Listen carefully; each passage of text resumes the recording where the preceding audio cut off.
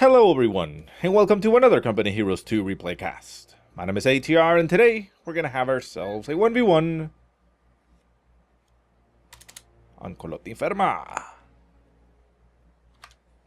Our heroes today are going to be once again Mr. PanzerGrenadierAngreifen, playing as the Austere or Wehrmacht faction in the blue.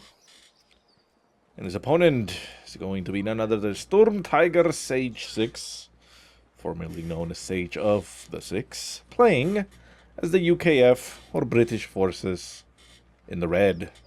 God damn it, chair, stop squeaking all over the place. No, I won't shut up. You. There.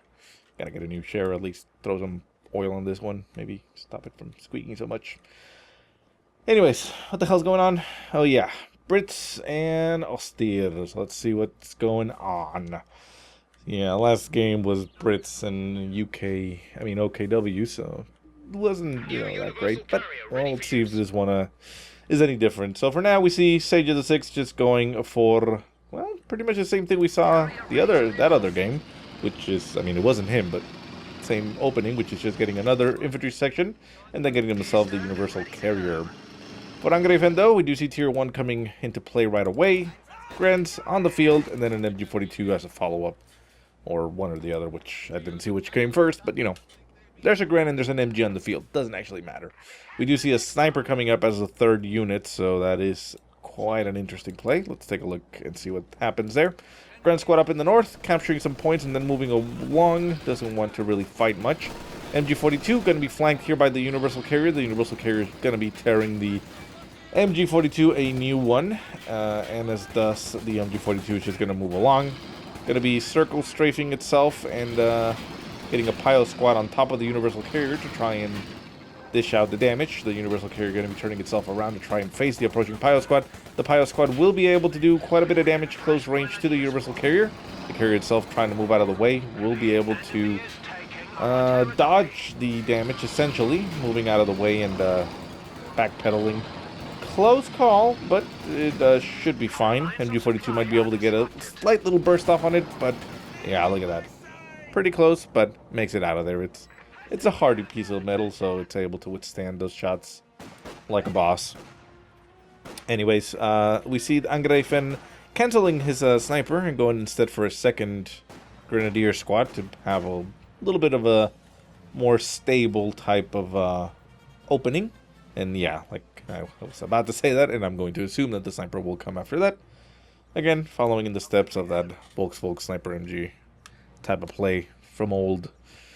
So yeah, he gets 2 Grens, the MG, and a sniper coming into play in a little bit.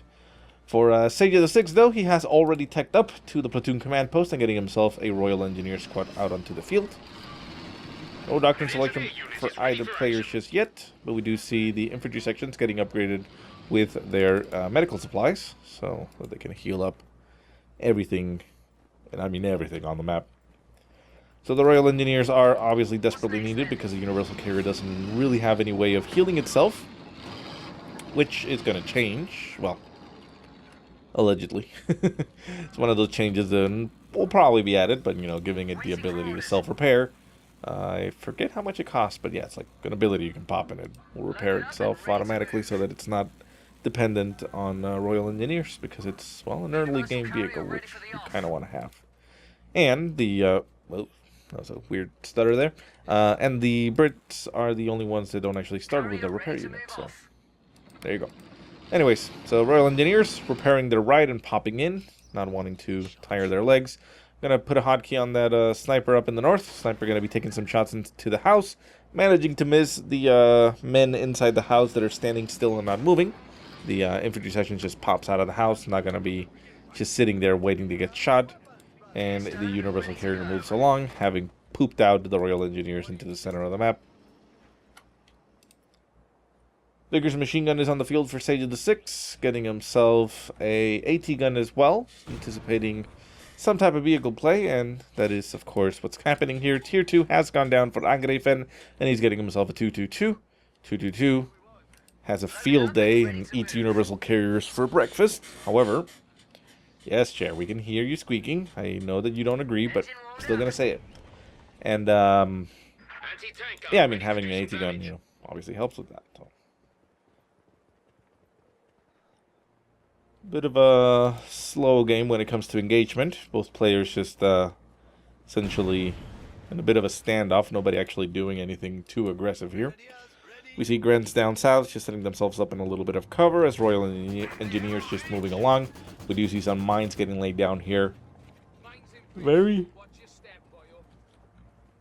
nice angle there as it's kind of part in the cover and coming up from the flank. So. And we see the sniper still having no kills moving into the center. Going to be trying to take some shots at the MG inside the house. No, it's just actually popping there. I believe... Oh. I believe Angreifen may be thinking that a sniper is currently in play for SageSage6, which is not completely out of the question. It is a, you know, possibility. Sniper in the center here for Angreifen getting caught there by the universal carrier, as it is the vehicle that is able to spot the sniper. But it doesn't get killed, so there's at least that. Mortar coming into play for Angreifen. Backpedaling a little bit and getting a little bit of earlier tech. 222 trying to harass here and go for some kills. Manages to catch the AT gun out of position, as it is not currently set up to shoot at the 222. 222 moving back, getting himself right there in the center of the map, laying into the house as the MG is there. The AT gun, gets a nice shot across the hedge, manages to nail it, and the 222 moves out of the way as the AT gun continues to take some shots and actually ends up almost impacting the church there. Good news. The ability is ready for use. Mortar, like we said, is on the field, taking some shots flying there. As we see SageSage6 selecting his doctrine, and that is, of course, the Advanced Emplacement Regiment, which is the one that everybody hates. But, well, at least in the last game, you know, I forget his name, but he built Bofors and he didn't go with that doctrine, so, you know, it was apparently still viable to do it that way. Ow. A bit uncomfortable here. Let's see if we can remedy that a little bit. So speaking of Bofors, SageSage6 is going to be building himself a Bofor up in the north. That is, of course, to be expected considering the doctrine. I mean, we did see that one game, which again, I completely forget who it was, but you know that he went Advanced Emplacement Regiment and didn't build any emplacements until like 20 minutes in or something like that. And it didn't end too well because, well, I mean, doctrine is basically designed for that, so... The commander, I suppose. Still a little bit of a hot habit there.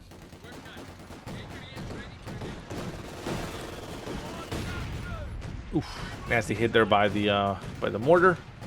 We see the counter barrage going off into the church as the Volvor's just tears it apart and is going to be collapsing the church in one go. Pile squad did pop out there for Angreifen, so nothing really happens. No losses, but the protection that the church can provide throughout a long game quickly goes away, so, you know, not even 10 minutes into the game and the church is gone. Bofors just laying into those piles. They were trying to hide behind that hedge, but just tears the hedge apart, managing to kill one of them, but, you know, the rest remain. 222 taking some shots into the center as that Royal Engineer squad is trying to capture that point. The AT gun has been set up there to be able to shoot at the 222. However, there is a house, a church, a house of God in the way. It can still get hit, but there's more possibilities that it actually impacts here on the actual building itself, rather than hitting the 222. So you can still shoot through them. You know, it's not impossible, but it's a little bit less likely. And yeah, so there's just continuously shooting there. Deciding to stop because, well, at this point, if it didn't kill anything, they're not going to kill it anymore. Because usually, players will just move their vehicle because, you know, it's not going to do much. Mortar moving up, going to be trying to barrage the Bofors. The Bofors does get braced, which means it's going to be withstanding quite a bit more. The improved fortifications cannot be acquired just yet, as it does need 3 command points, where both players are currently at 2.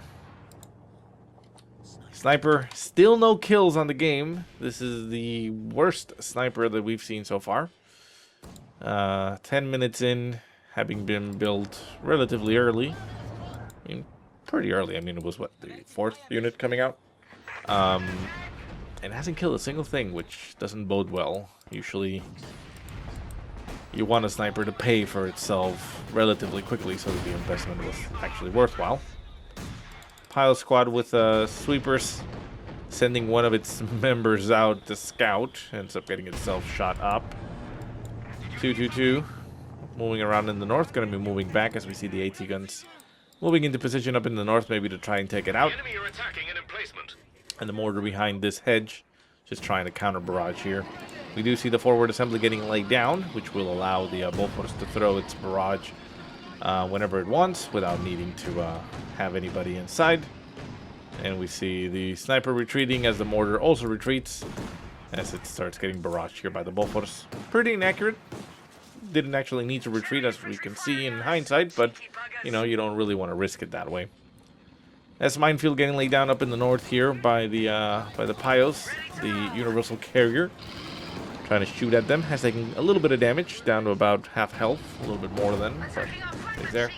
222 getting some shots off at range, gets shot in the ass there by the AT gun.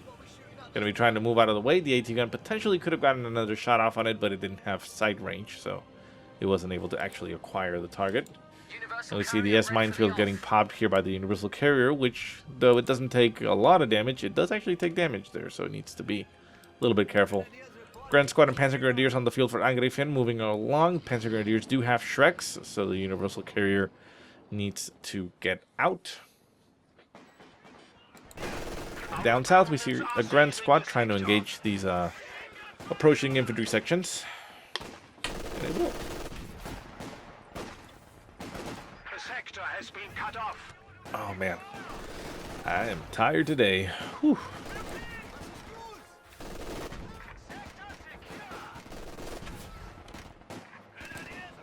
Up in the north, we hear the Panzergrenadiers retreating as the universal carrier is around. We see the S minefield getting a little bit cleared there, not really too much, but it's not what it once was. And down south, the Grand Squad was forced to retreat down to 2 men, but it did manage to inflict a little bit of damage here. I think it won the engagement, but anyways, doesn't matter much. Grand Squad up north trying to hunt the universal carrier. It manages to slink away and make it back to its base. We see the improved fortification going down on the forward assembly. Just to make sure that it can withstand even more damage, which is great for it. With that, I mean essentially the center is currently covered. So the fight turns to the north. Grand Squad retreating from the north. 222 now fully repaired. We do see Tier 3 having gone down for Angreifen, getting himself a Panzer IV. It's a good option. It's going to have a tough time, though, considering those AT guns. I mean, the British AT guns are just incredible. They're so good. And, I mean, as good as a Panzer IV is, I mean, there are 2 on the field. If Sage only had 1, then maybe, because you could potentially get around it. And there's, you know, both photos won't do too much damage too quickly. But, you know, with 2... makes it very, very tough. Needs to make a mistake, essentially, Sage here, so that he loses them. We are ready for action. Down south, the MG42 is covering the entire approach in the south, so nobody's able to move in that direction. The Royal Engineers are able to capture the point right outside their base, but they won't be able to move down as that MG just covers this entire angle. Which is good, and Sage would have to divert a lot of resources. Well, maybe not a lot for the MG by itself, but, you know, more resources to be able to move in that direction, you know. So that gives Angreifen pretty much free reign to control the south for the most part. Pile Squad trying to move through the north and running itself into a Vickers. Enemy forces are securing our territory. Panzer IV moves up, manages to get a shot off into the house, doing a little bit of damage to the house and the members inside. Potentially running, well, not running, but potentially collapsing the house. However, it is getting shot at by the AT guns, which again are very powerful. and it takes quite a bit of damage. Now down to half health, so it just needs to move back because, again, it can't actually afford to really do much in that regard. No additional tech for Sage. I mean, he is a little bit up there on the fuel and the manpower. Not too much just yet. He does have a lot of fuel, though. So, not sure exactly what he's waiting for, but we'll see. I mean, I'm assuming there's a plan there. Starts building some trenches, which I suppose is great.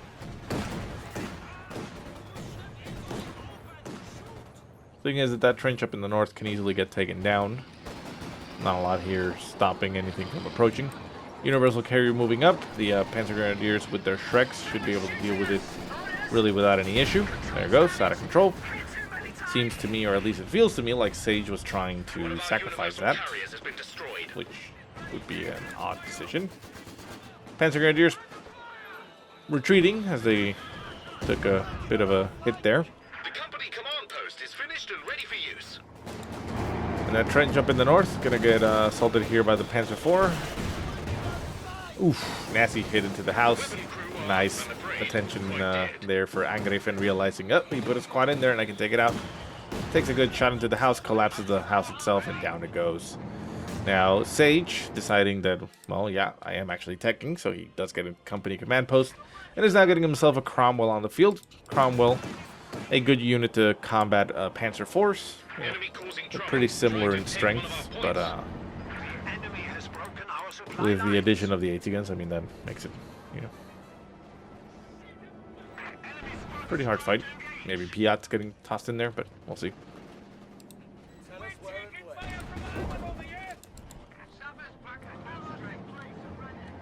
Royal Engineers down south, managing to decap the strategic point at the front, disconnecting those southern resources. The Pios moving up behind will be able to recover those, or that point, very quickly, and at the same time they're going to be repairing that Panzer IV, which has taken a little bit of hits. We see a Stug coming into play for Angreifen, wanting a little bit of more anti-tank capabilities and that added range. Not a bad option. It is, you know, very obviously susceptible to turreted tanks of any sort, so the Cromwell is definitely a threat, but if the Panzer IV is supporting it, you know, if both tanks are supporting each other most of the time, should be fine, actually.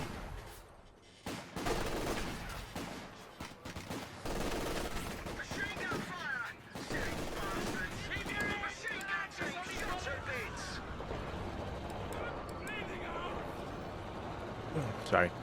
MG42 down south getting cleared for Angreifen as the Cromwell makes itself known, getting a good 3 kills in one shot, essentially. Maybe it shot a second time, I don't know, but either way it killed off the MG quickly, so it's worthy of note. Royal Engineer squad up in the front, going again for the harass, managing to not do so and get itself down to 1 man, almost getting killed off.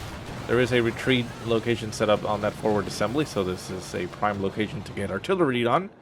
But we'll see if Angreifen goes for anything like that. For now, he is only not only, but he is, well, yeah, only. I mean, he's only at tier 3. He's not currently teched up, so he can't get the Panzerwerfer. So, you know, not Panzer. Is it Panzerwerfer? I think it is. Anyways, so for some reason I kind of forgot the name of the unit. So yeah, he can't get that, which means, you know, no real artillery coming into play. I mean, he has the left. Could potentially use that. See the counter battery getting activated for the Brits. One of those abilities that in its current format doesn't really have a downside to it. But it seems like it will be addressed as well with the patch, but maybe. We'll see what happens. Anyways, infantry sections moving down south, trying to take a little bit of this opportunity to capture some territory. MG42 has been recovered though, so it's once again set up to cover the entire approach. Stug turning around to fight the Cromwell. The Cromwell taking quite a bit of damage to that main gun. The main gun is pretty powerful, capable of penetrating a lot, even those heavy tanks. Panzer IV moving up, trying to fight that Cromwell. However, the Cromwell has moved itself back into cover of the AT guns. And we see the Royal Engineers in the center retreating as they were unable to really do too much. However, victory points are 291 for Angreifen, while SageSage6 sits comfortably at 460. About to get himself a 200-point lead, so, you know.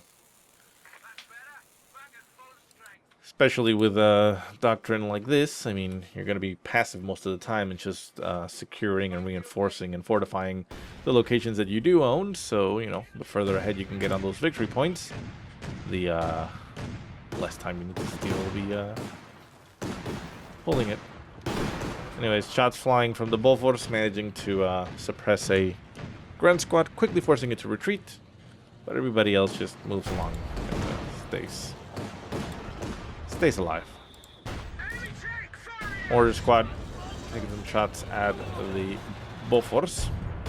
We see a Stug down south as the Cromwell moves back. And we see the base sector gun just quickly counter barraging the mortar, so it makes it very easy. Can we actually see the range of this thing? No, I don't think we can, which is unfortunate.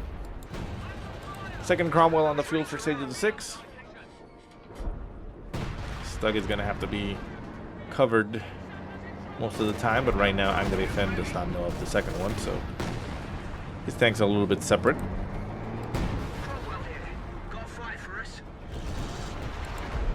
Oh, there it is. So the left did go down, taking some shots into the center map. We see one of the AT guns getting cleared out here for Sage. So that does open up the possibility here for tank assault. The Stug moves up, gets some shots flying at the Bofors.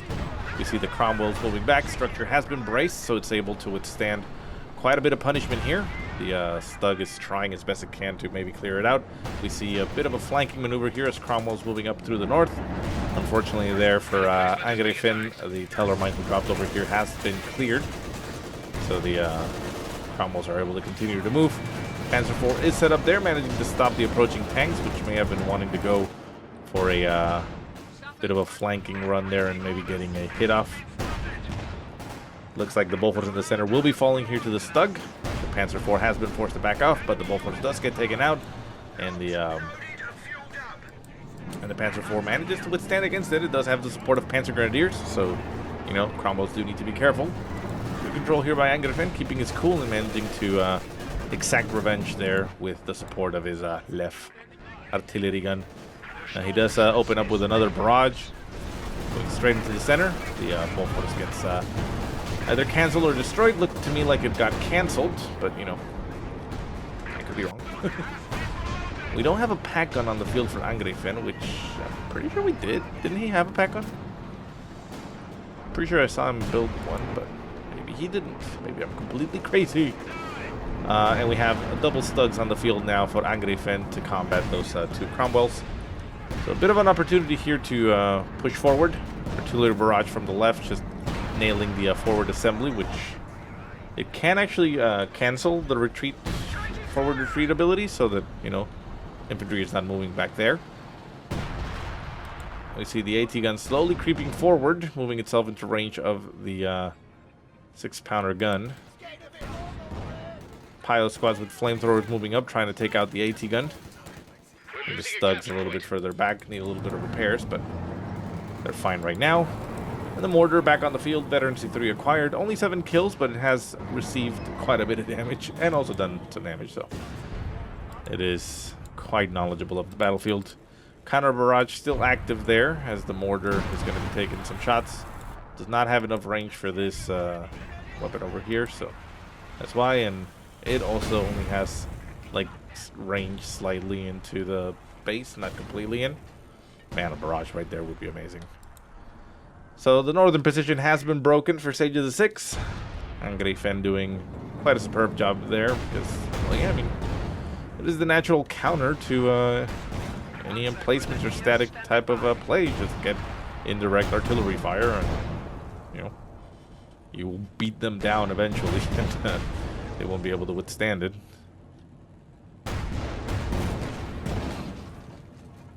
That's why most of the times you don't want to be just leaving your MG inside a house or something like that, because if you don't move it out of there, your opponent can easily just bombard that house and destroy it. So, yeah. You want to keep your weapons on the move.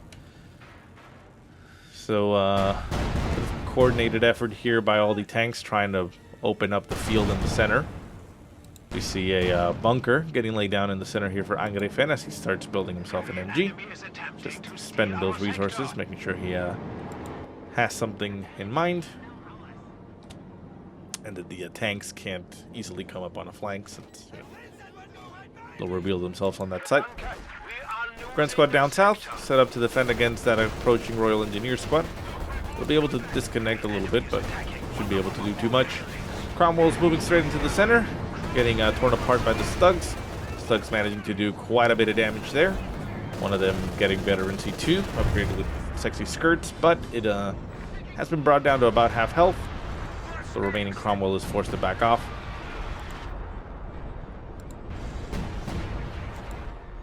A capture point is being overrun.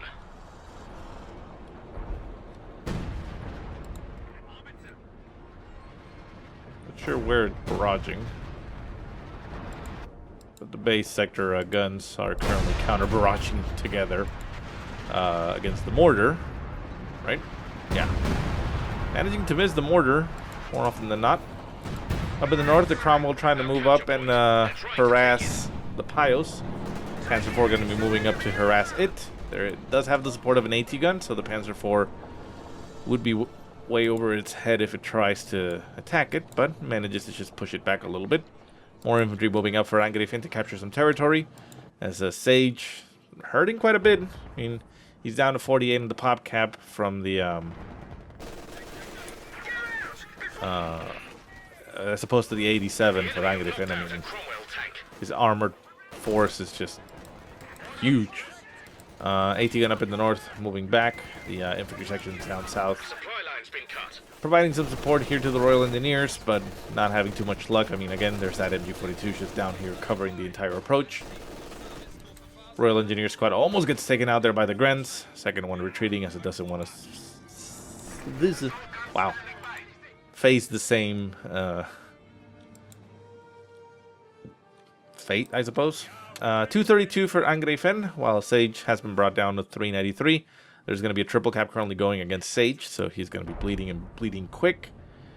He has a little bit of time to come back, but at this stage, his fortifications have been broken, so it makes it very difficult for him to come back with that doctrine. He doesn't have much that can happen. And in fact, before anything else happened, as artillery starts to rain into his base, he decides he's had enough, and the game comes to a close. Yeah, I mean, that's understandable, and props to him for knowing when he's beat. So yeah, very nice there by Angreifen, managing to break that that siege quite effectively with a nice little usage there of the left artillery. 10 kills. 1. Anyways, guys, I do hope you enjoyed the game. If you have any positive or negative remarks, go ahead and leave them in the comment section below. If you have any replays you want to send me, go ahead and send them to the email that I will put in the description. But otherwise, I hope you guys have a great day. Thank you so much for watching, and I'll see you next time.